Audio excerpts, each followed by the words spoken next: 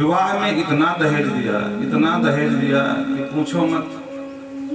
अब बात ये खड़ी होती कि भाई कंस ने चचेरी बहन का विवाह क्यों रचाया भाई, का जरूरत पड़ गई। बोलो राधे राधे। चचेरी बहन का विवाह इतना धूमधाम से इसने किया क्योंकि जब अपने पिता को जबरदस्ती सिंहासन से उतार करके जेल खाने में डाल दिया तो कहीं ना कहीं प्रजा में विद्रोह का स्वर उठने लगा कि भाई ये गलत किया महाराज ने, हमारे महाराज को इस तरह कोई अपमान करके हटा सकता है क्या। अरे जब महाराज उनको राजा नहीं बनाना चाहते थे तो ये क्यों बन गया।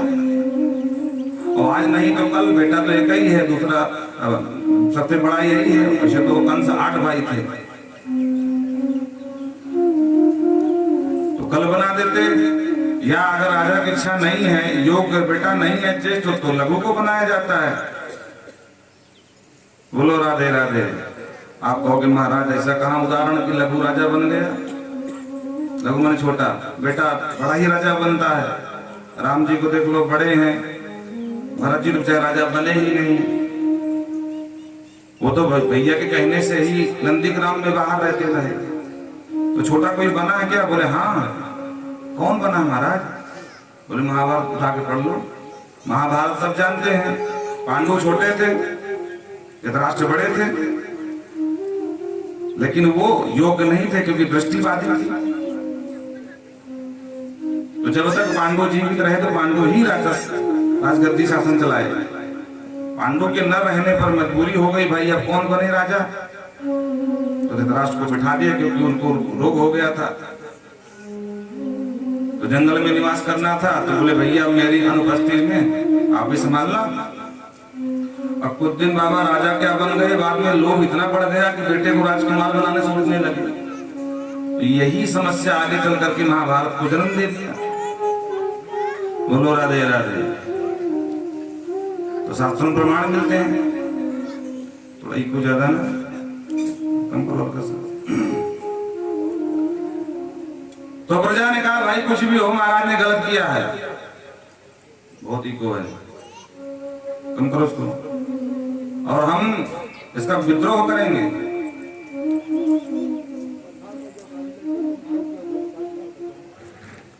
इसका हम विद्रोह करेंगे, महाराज को इसका जवाब देना पड़ेगा। कितना इको बोल रहा है। या तो ऑपरेटर को बुला लो, परेशान ना करो कि क्या करें, प्रजा को कैसे समझाएं। इसने सोचा कि अब ऐसा कोई नाटक करता हूं जिससे प्रजा कहे भाई देखो कुछ भी हो, गलत तो किया महाराज के साथ, लेकिन जो चचेरी बहन के लिए इतना कर सकते हैं तो उस प्रजा के लिए कितना नहीं करेंगे। तो जानबूझ करके अपने मित्र वसुदेव जी से विवाह पक्का किया, और विवाह पक्का करने के बाद इतना दहेज दिया कि पूछो मत। और स्वयं लेकर के रथ को हाँकता हुआ छोड़ने जा रहा था बहन जी को, कि बीच रास्ते में देवताओं ने उसका मूड खराब कर दिया। देवताओं ने तुरंत आदेश दे दिया है, हे महामूर्ख कंस, आज जिस बहन जी को तो छोड़ने जा रहा है इसी बहन का 8वां लाल बनेगा तेरा काल। प्रेम से बोलो जय श्री कृष्ण।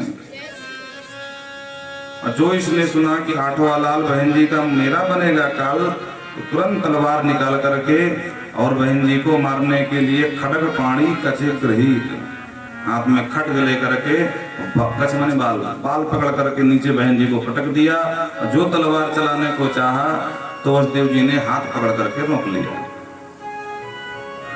क्या करते हो महाराज, अबला है, नारी है और तुम्हारी बहन है, इसको आप बहुत प्रेम करते हो महाराज, इसीलिए इतना ज्यादा सब कुछ किया धूमधाम से विवाह। बहन जी की डोली लेकर के विदा करने जा रहे थे, अर्थी उठाओ क्या।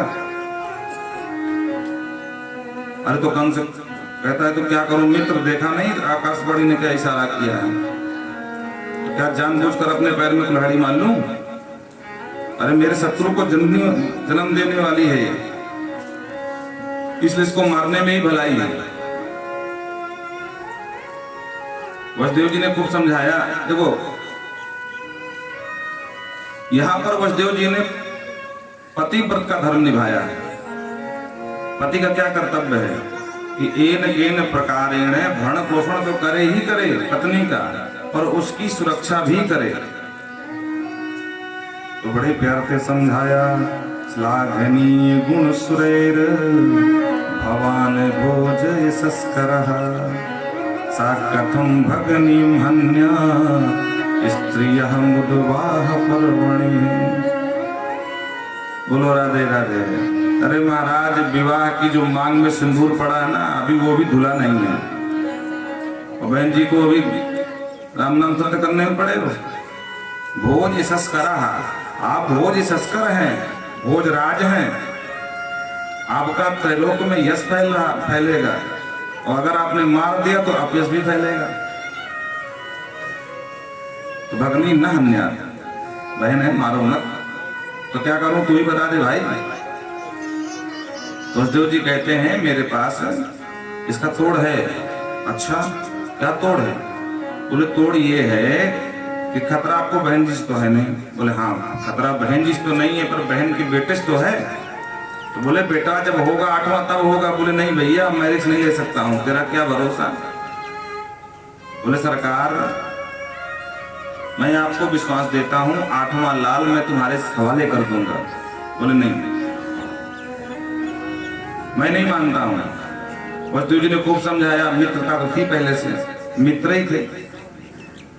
तो अंत में वसुदेव जी ने कहा कि मित्र कंस मेरी बात पर विश्वास करो, क्या तुमको लगता है मैं झूठ बोलता हूँ? तो नहीं झूठ नहीं बोल सकते हो, पर आदमी का विश्वास क्या किया जाए, कब किसका ईमान गिर जाए। पुत्र मुंह में आकर के तो धर्म भूल जाए। बोले नहीं मैं नहीं भूलूंगा। कंस ने कहा तो फिर एक रास्ता है। क्या? बोले रास्ता ये है कि तुमको बंदी बन करके मेरे यहाँ रहना पड़ेगा। जब तक 8वीं संतान नहीं हो जाएगी आप मुक्त नहीं होगे। वसुदेव जी ने सोचा कि वर्तमान में पत्नी की रक्षा करना जरूरी है। अब 8वीं संतान जब होगी तब क्या होता है क्या नहीं होता है, कंस रहता है कि चला जाता है, इसलिए अभी की मैं देखूं। तो उन्होंने स्वीकृति प्रदान कर दी। ठीक है हम आपकी बात मानते हैं और हम आपके यहाँ ही रहेंगे। तो कहाँ छोड़ने जा रहा था, बीच रास्ते से लौट कर लेकर के आ गया। आदेश दिया बंदी घर में डाल दो दोनों को, और दोनों को बंदी कारागार में, ये बच्चे शांत रहो, डाल दिया गया। और धीरे धीरे दिन व्यतीत होने लगे। सबसे पहली संतान हुई, ध्यान से सुनना। वसुदेव जी ने अपने वादे जो किए थे उसके ही अनुसार लेकर के बालक को चले गए इसके पास। महाराज भोजराज ये आपका मेरा पुत्र पहला है, आप चाहो तो इसको भी मार सकते हो। कंस का नहीं भैया, धन है भाई तुम्हारी जो है वचनबद्धता, और हम मानते हैं, लेकिन पहले से मुझे क्या खतरा है, ले जाओ, मुझे नहीं मानना। तो वापस कर दिया। और ठीक समय पर उसी समय नारद जी पहुंच गए। अब नारद जी को दुनिया जानती है, नारद जी तो नारद जहाँ सीख न जाए वहां मुसर। और नारद जी पहुंच गए, और नारद जी को दुनिया गुरु मानती है। क्या राक्षस क्या दैत्य क्या देवता, सब गुरु जी करते हैं। भोजराज कंस ने कहा वाह गुरुदेव ठीक समय पर आए हैं। नारद जी ने कहा राजन अभी मैंने देखा वसुदेव जी के गोदी पर छोटा सा लाला था, सब क्या चक्कर है? और गुरु जी आपने ठीक पूछी, वो बात ये है आप तो सब जानते हैं, त्रिकालक हैं, मेरे गुरुदेव हैं। और जब बहन जी का ब्याह किया था, छोड़ने जा रहा था, आकाशवाणी ने मुझसे कहा था ये अबुधा इसी बहन का 8वां लाल बनेगा काल। तो मैं तो बहन जी को मारने ही जा रहा था, पर फिर बेचारे देव जी ने समझाया, ठीक है समझाया।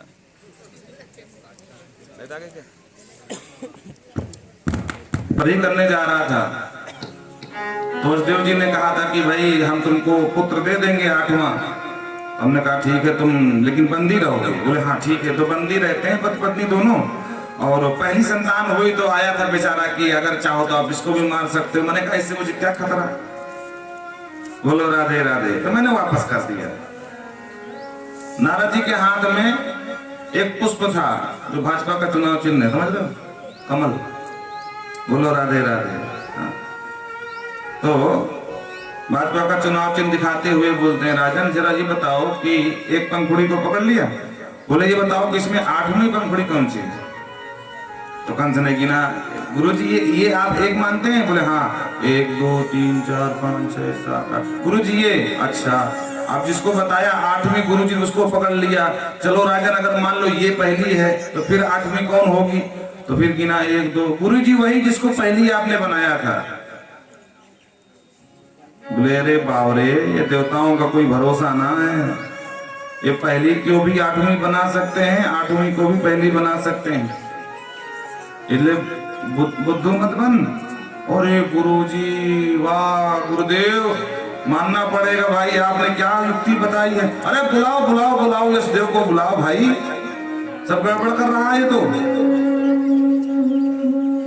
देखो मूर्ख और संख दूसरे के फूंकने से बचते हैं।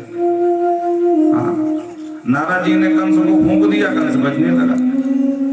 तो मूर्ख और संघ भी अकेले नहीं बचता, जब दूसरा कोई फूंकता तभी बचता, उसे मूर्ख होते हैं।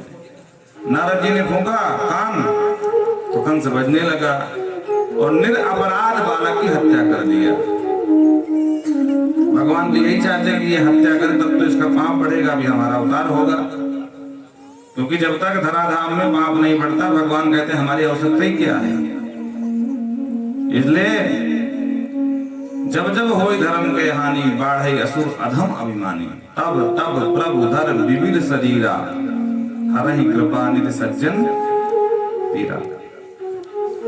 इस तरह करते करते 6 पुत्र मार डाले। एक दिन की बात, गोलोक में नित्य प्रिया प्रीतम निवास करते हैं, आपस में चर्चा कर रहे हैं कि भाई 6 तो मर गए।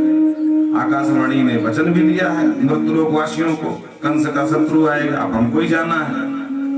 तो अब चलो गोलोक को छोड़ते हैं, मृत्युलोक में चलते हैं। बड़े ध्यान से सुनना, ये कथा जल्दी को सुनाता नहीं है। तो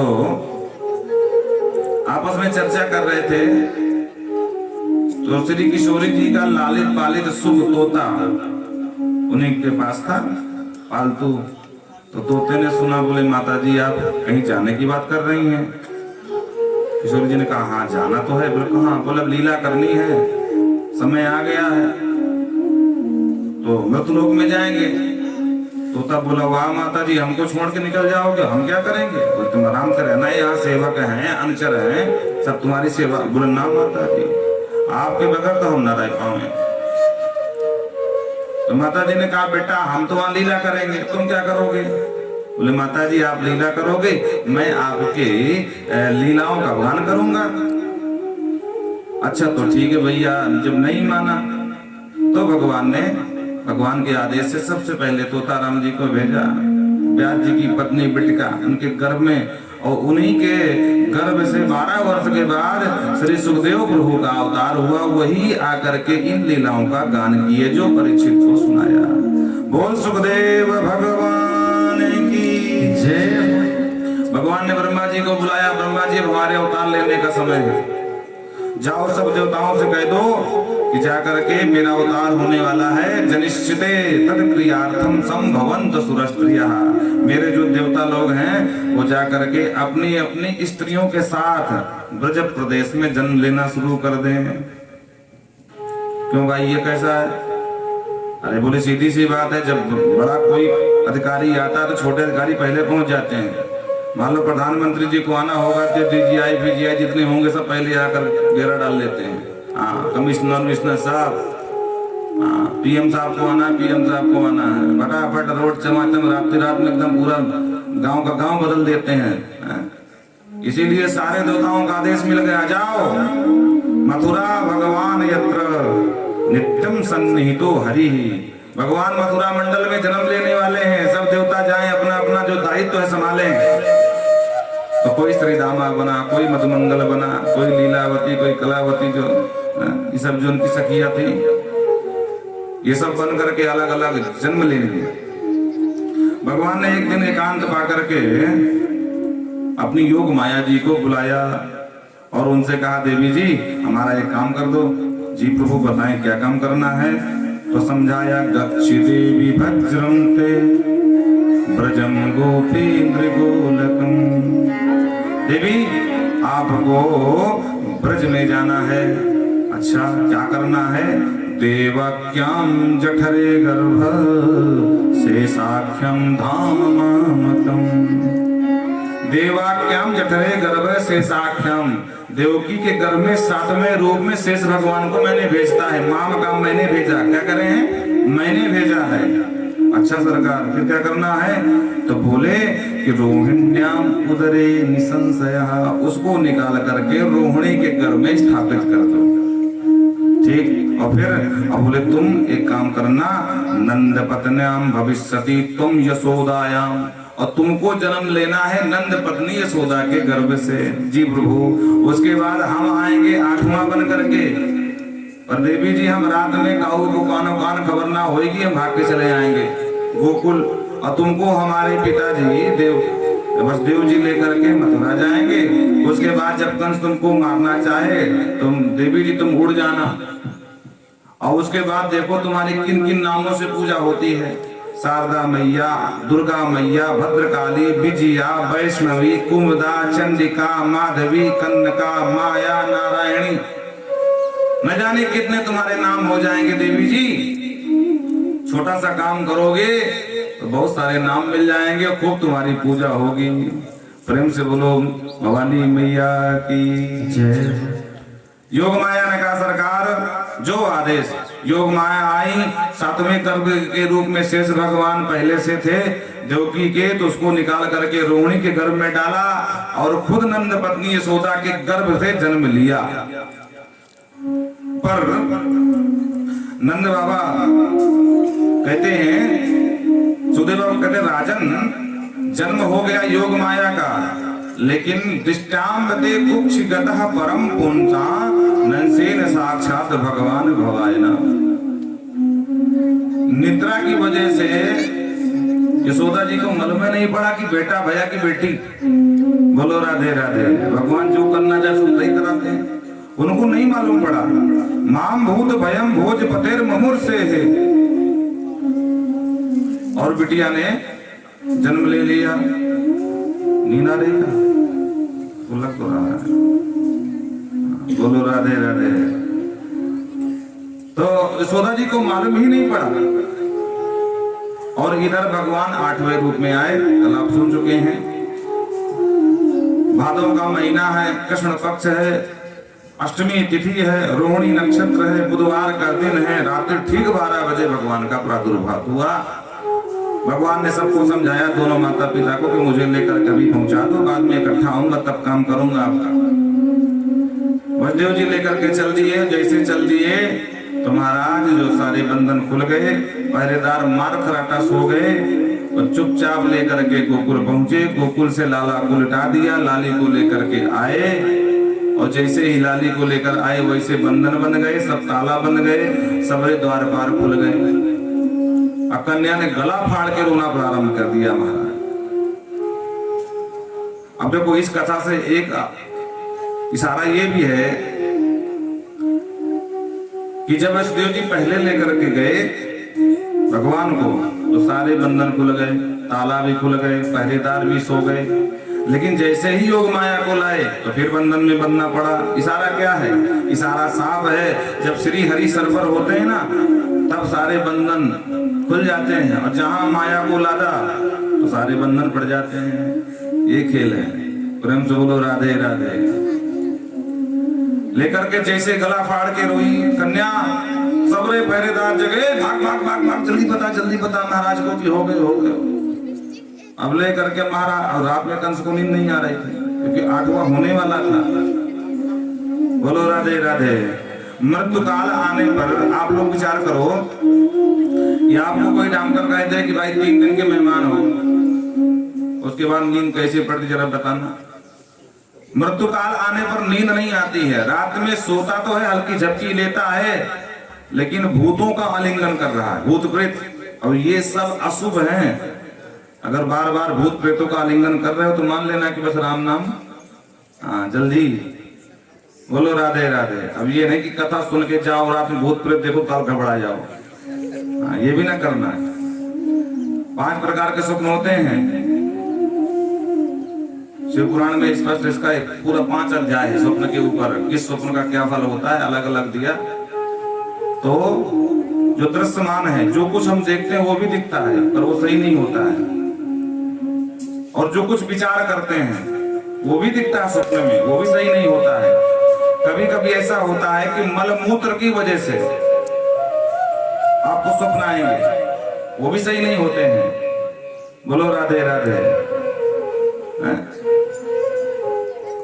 आप नींद में मस्त हो लेकिन मलमूत्र लगा तो आप भयंकर स्वप्न देखोगे, अरे भैया जमुना जी में डूबे जा रहे हैं। सब लोगों का अनुभव होगा। तो इस स्वप्न का कोई मतलब नहीं होता है। और एक चीज ध्यान रखना, अगर अशुभ स्वप्न देख भी लिया, जितना मध्य रात्रि का देखा गया अशुभ स्वप्न 1 वर्ष के अंतराल में फल देगा। लेकिन अगर वही 3 या 4 के बीच में दिख रहा है तो 6 महीने में, अगर वो 4, 5, 6 के बीच में दिख रहा है तो हो सकता है महीने भर में फल दे दे। अगर शुभ स्वप्न देखो तो किसी से बताओ मत, नहीं बताना चाहिए। और अशुभ देखो तुरंत बता दो कि हमने ये देखा, और बताने के बाद सो जाओ। एक दिन कम से कम और सो लो, जब भले रात दोपहर के 8 बज जाए 12 बज जाए, पर सो जाओ, जगो मत। वाह,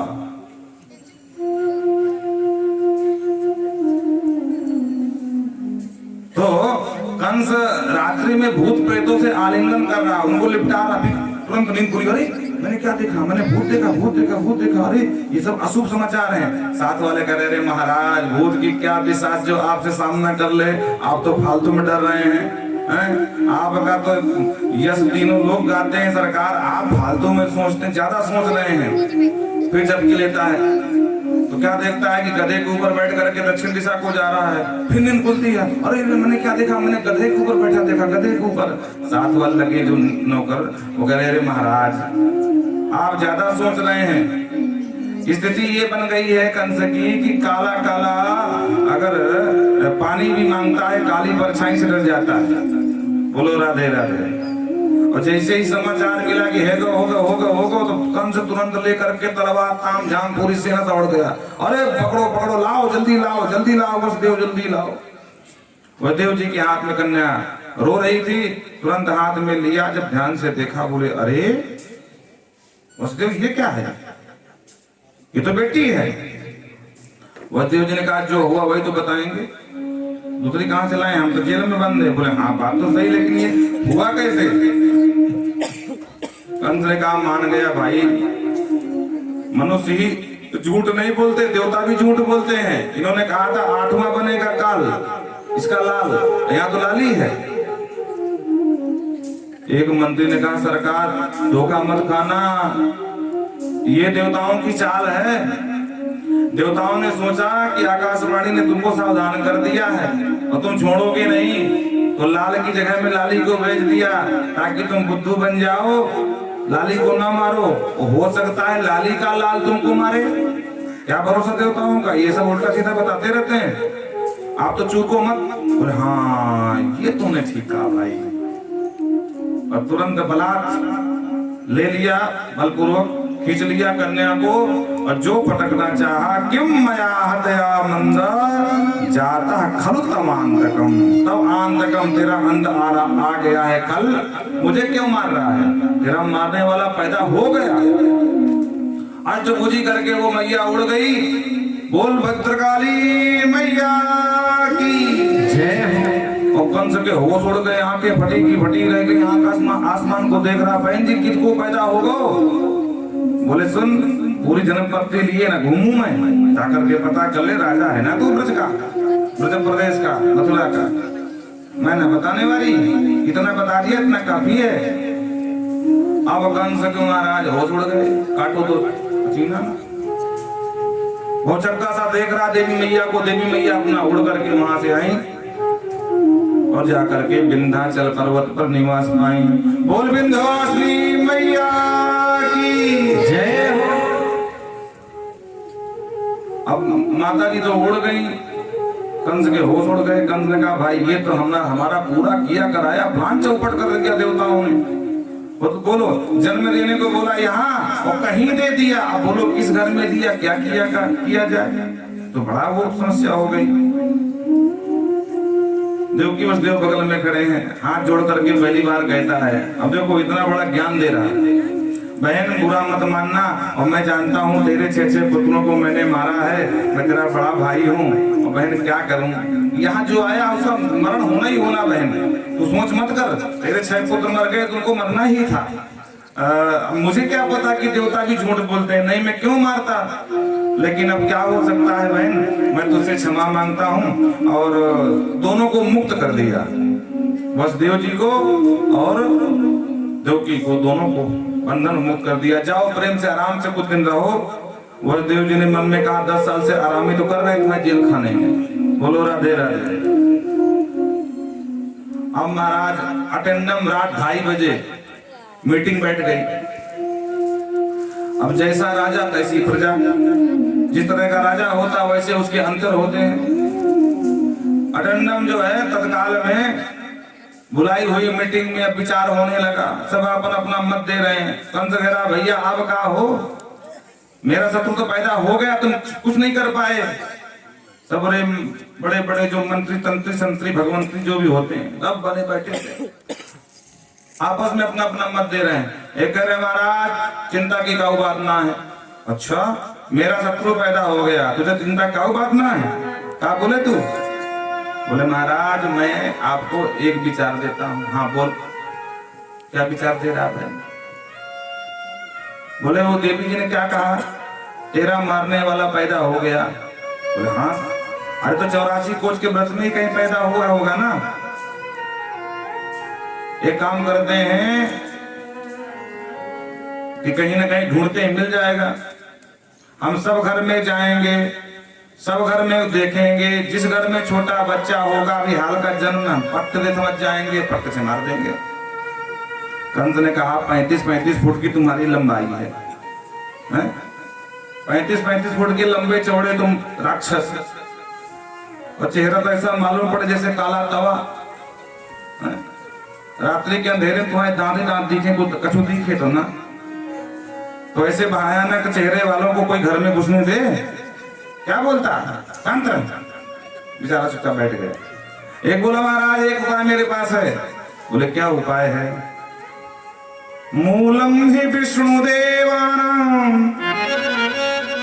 यत्र धर्म सनातनम तस्य च ब्रह्म गो विप्रा तपो यज्ञ सदक्षिणः। देखो जो अवतार लिया है वो विष्णु है। बोले हाँ तो है।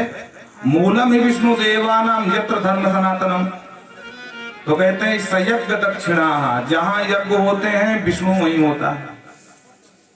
बोलो राधे राधे। विप्रागावाच वेदाश्च तपः सत्यम दमः समा, जहां ब्राह्मण है, जहां गौ माता है, जहां वेद भगवान है, और जहां सम है, जहां दम है, जहां दया है, तितिक्षा है, कृतवत्स हरेश तनु, यही हरि के स्थान है, यही मिलेगा वो। अपने शत्रु को मारना हो, जितने पंडित जी हैं सबकी गर्दन उड़ा दो, हाँ, और जितने बाबा है वैष्णव सबको मार डालो, जहां कहीं होगा खुद मारा जाएगा। कंस ने कहा मूर्खो, ब्राह्मण संत समाज के लिए पद प्रदर्शक होते हैं, अगर एक भी पंडित जी को निपटाया तो पूरी समाज हमारे लिए काल बन जाएगी, काल ये गद्दी छूट जाएगी। बोलो राधे राधे। इसलिए तुम्हारा ये विचार 2 कौड़ी का, शांत रहो। एक खड़ा हुआ महाराज, बोले महाराज एक उपाय और है उसको ढूंढने का। क्या उपाय है? बोले ऐसा नहीं हो सकता कि हम 35 फुट के नदी करके छोटा सा सुंदर रूप बना लें, अहीर ग्वारे बन करके घर घर घुस करके दिखाओ, तब तो लोग घुसने देंगे हमको। बोलो राधे राधे। तो वहीं पर बैठी थी कंस की मुंह बोली बहन, सगी तो नहीं थी पर मान लिया था, जिसका नाम पूतना, बोले वाह भैया गजब का विचार दिया। अरे मैं कब काम आऊंगी, मैं तो रूप बदलने में बड़ी बहुत माहिर हूँ, ये काम मुझे मेरे ऊपर छोड़ दो। मैं रूप बदल करके ब्रज के एक एक घर में जाऊंगी और जितने छोटे छोटे बालक मुझे मिलेंगे सबको निपटा दूंगी। बोलो राधे राधे।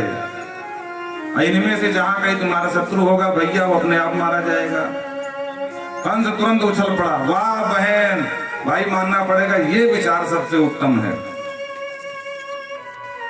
तो ठीक है श्री गणेश करो बहन जी।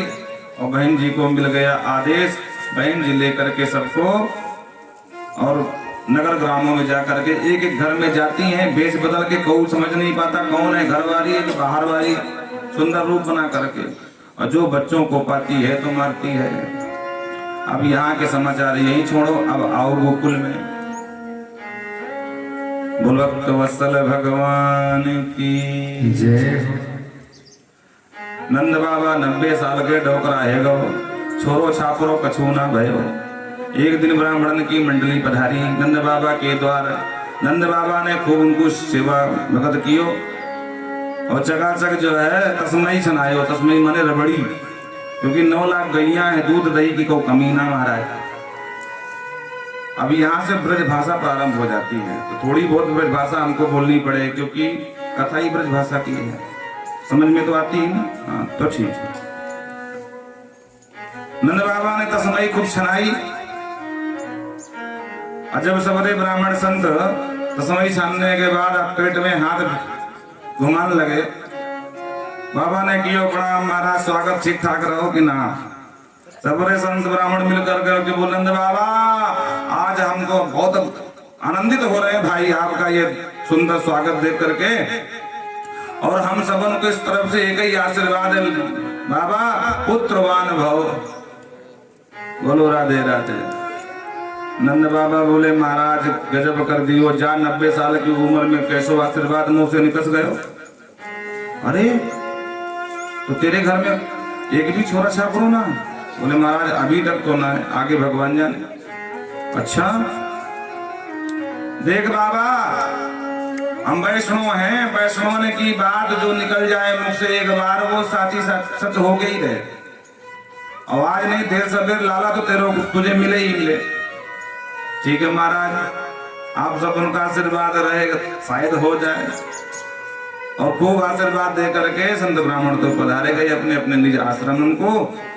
और इधर भगवान की बड़ी कृपा हुई, संत ब्राह्मण का वो आशीर्वाद लग गया बाबा पे कि बाबा की शुभ घड़ी आ गई, यशोदा मैया गर्भ से हर गई। और ये खबर पूरे 84 कोस के ब्रज में फैल गई कि यशोदा बेटा, यशोदा के घर में लाला हुए वारो है। क्योंकि गोकुल के नाथ हैं, ब्रजनाथ कहा जाते हैं। गोपियां हैं, 84 गज के लहंगा सिलवाने को दी दिए टेलर पे। जा दिन यशोदा के घर में लाला को जन्म है वो, वह दिन यही नई लहंगा पहन के बधाई ले जाऊं मैं। और भगवान वो शुभ समाचार आ गया। रात में कब वसुदेव जी अदला बदली करके चले गए, गाँव को कानों कान खबर ना भई। सबसे पहले नंद भवन में सुनंदा जी जगी, क्योंकि सुनंदा जी पहले से आके डेरा जमा बैठी थी। भाभी छोरा होवे, भाभी से खूब बधाई ले, तो भाभी की दौड़ दौड़ के खूब सेवा करें। तो प्रातः सुनंदा जी जगी और भाभी के जब कक्ष की तरफ बढ़ी तो भाभी का दरवाजा खुला तो होश उड़ गए कि अरे ये दरवाजा कैसे खुल रहा है, क्या जरा भाभी देखूं। और जो भाभी को झरोके से झांका तो भाभी तो मस्त सो रही थी निद्रा में, लेकिन भाभी के बगल में एक छोटा सा नील कमल सा बालक किलकारियां भर रहा था। बोल नंद के लाला की जय हो। सुनंदा जी की खुशी का ठिकाना ना रहा, पूरे बेग से चिल्ला के बोले सबरे को आना, कहाँ भयो। फिर तुरंत ध्यान आया, बोले बात बिगड़ जाए, पहले भैया ही बताऊं। मुंह पे हाथ करके बोलती हैं कछु ना भयो, पहले ये सब बताओ कि मेरे भैया कहाँ हैं। एक ग्वाला बोले बुआ जी अभी अभी हाल ही में देखा है बाबा जी नंद बाबा नंद राय जी अथाई पर बैठे बैठे माला सटकाए रहे। सुनंदा जी दौड़ लगा करके गई गोकुल के बाहर एक अथाई पर बैठे माला सटकाए रहे। हजारा गुड़िया का माला हजारा माला कहलाओ नारा। और मंत्र एक ही जप रहे थे अभी तो भयो ना है आगे कछु पते ना है अभी तो भयो ना है आगे कछु पते ना है। तब तक सुनंदा जी बोल गए भैया तू बैठे बैठे भगवान के नाम में मस्त है और तेरे लिए वो चौकी खबर लेके आई हूँ। नंद बाबा समझ गए आला माला उठा करके सब रख दियो। बोले बहन जल्दी बता का भयो लाला की लाली। बोले ऐसे ना बताऊं भैया पहले तू ये बता कि मेरे लिए इनाम कहा दे तब बताऊं ये चौकी खबर। नंद बाबा बोले बहन ये तिजोरी की चाबी है पेटे पर से निकाल करके धर दई हाथ पर जो मनावे सो ले लेना लेकिन जा बुढ़ापे में जल्दी चौकी खबर सुना दे कहीं बुढ़ापे में हार्ट न फेल है जाए। बोलो राधे राधे। तब कान में जाकर के मुंह बोली सुनंदा भैया तेरे घर में नंद के लाला को जन्म है गौ है। बोल किसने कन्हैया लाल की जय हो। अब नंद जी की हर का ठिकाना नाला भैया नंद बाबा भगे वहां से वे नंद है तू और तेरी भाभी बाहर जाऊं मैं और दौड़ करके आए सब। तब तक पूरा हल्ला मच गया महाराज पूरा ब्रज में लेकर के बिग बधाई गोपी ग्वाल सब नंदराय जी के आंगन की तरफ बढ़े। आइए हम और आप भी अपने मन को समाहित करें